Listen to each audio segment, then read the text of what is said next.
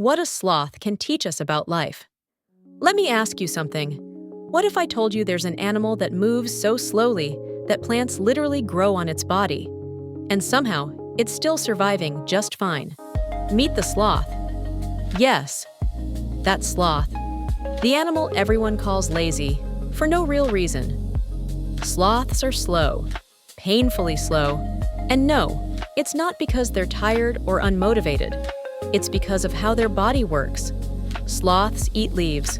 Leaves don't give much energy, so instead of wasting energy running around, they move less. Smart, right? Their slow movement actually helps them survive. Predators don't notice them. They blend into trees. They conserve energy. Meanwhile, humans eat full meals and still complain about being tired.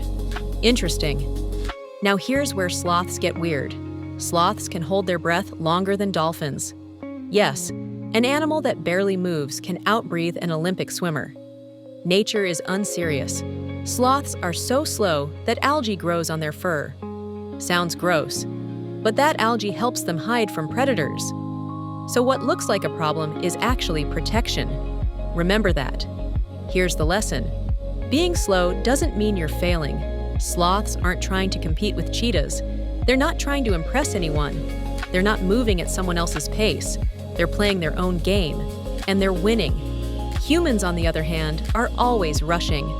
A rush to succeed. A rush to compare. A rush to look successful. Sometimes slowing down isn't laziness.